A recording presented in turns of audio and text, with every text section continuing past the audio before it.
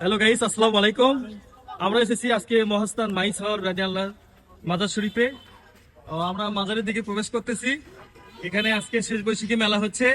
আমরা মাজারে নিয়ে যাচ্ছি আপনাদেরকে। মাজারে আপনারা দেখতে পারবেন এখানে অনেক লোকের সমাগম, দেশ বিদেশ থেকে অনেক লোক এসেছে।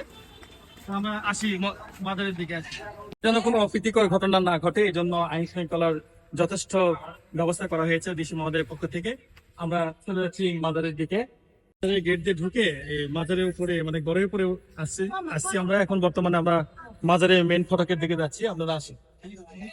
ভিউয়ার্স, দেখতে পাচ্ছেন যে আমরা মাজারের মেইন ফটকে চলে আসছি। এটা মাজারের সাথে এই মসজিদটা একটু দেখাও।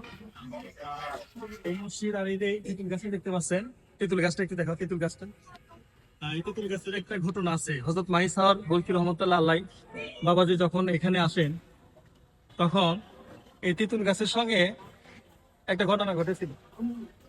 এই তেঁতুল গাছের তেঁতুল কিন্তু অনেক মিষ্টি। এই তেঁতুল গাছের তেঁতুলটা ওনার কারণে মিষ্টি হয়েছে, এটা কোনো টক না। তারপরে এই যে বড়ি গাছটা দেখতে পাচ্ছেন, এই বড়ি গাছের যে ঘটনাটা আছে সেটা হচ্ছে বাবাজি যখন বড়ি গাছের নিচে আসেন, বড়ি গাছে তো অনেক ছোট ছিল, তো এই বড়ি গাছে বাবার পাখরিটা বেঁধেছিল, যার কারণে বড়ি গাছের কিন্তু কাঁটা নেই। বড়ি গাছে কাঁটা সব ঝরে গেছে, দেখতে পাচ্ছেন আমরা। এই বড়ি গাছে একটা কাঁটাও নেই। আর আমরা এখন চলে আসছি বাবার মাজারে। আমরা মাজারে ঢুকবো, মাজারের দিকে হচ্ছে বাবা শাহ সুলতান বলকি রহমতুল্লাহ আলাইহির মাজার শরীফ, যেখানে তিনি হিন্দুস্তানকে উত্থান করে আজকে মুসলিম সম্প্রদায় গড়ে তুলেছেন এবং ইসলামকে তিনি প্রচার করেছেন শুধু বল্লভ শহর থেকে। এখানে বাবা শুয়ে আছে। সম্মানিত ভিউয়ার্স, আমরা তো মাজারে আছি এখন বর্তমানে। তো মাজারের চারপাশে দেখেন যে দেশ বিদেশ থেকে আগত অনেক ভিক্ষু সাধু সব এখানে এসে উপস্থিত হয়েছেন। আমরা দেখতে পাচ্ছি অনেকে, যে দেখেন অনেক ভাইরা আছে। আমরা দেখতে পাচ্ছেন আমরা মাজার গেটে আছি, দাঁড়িয়ে আছি। এখানে এক সাধু গুরু মহাজনের সাথে দেখা, মানে এই মাজারে উপস্থিত মানুষদেরকে দেখেন টাকা দিয়ে বাতাস খাওয়া। আর মুখে মুখে বলতেছে আল্লাহ আল্লাহ, মানে আল্লাহ আল্লাহ আল্লাহ আল্লাহ সব করে, আল্লাহ আল্লাহ। এই যে পাখাতে বাতাস করতেছেন, মানুষকে একটু আসলে দুনিয়াটা তো আসলে খেদমতের জন্য, কি বলে না? আমি হতভাগ কি যে আপনার বাসা কোথায় কাকা? সংসার ত্যাগ করেছে? না রে বাবা, ওই জন্যই তো বললাম যত কাটে কাটি তত কাটা বাড়ে।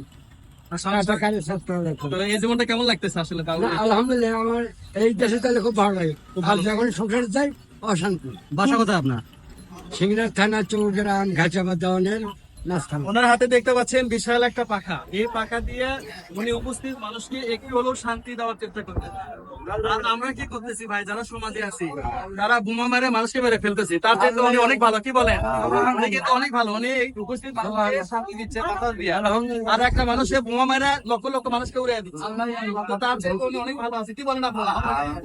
এটা মানুষের জন্য কিছু করতে হবে, করতে পারলে আল্লাহ আপনাকে ভালোবাসবে। এটা হচ্ছে ইবাদত, হাকুল ইবাদত, এটা হচ্ছে ইবাদত। ওকে, থ্যাংক ইউ, ভালো থাকবেন সবাই। দেখতে পাচ্ছেন বাজারের পাশে ভান্ডারখানা। এখানে যারা বাবার দরবারে যারা আসে, সুলতান বাবার এখানে যারা দূর দূরান্ত থেকে মান্যত করে আসে, তারা এই খাবারগুলো এখানে দান, এবং এই খাবার দানের মধ্যে তাদের মনের আশা পূর্ণ করতে চায়। এই জন্য মূলত এখানে খাবার।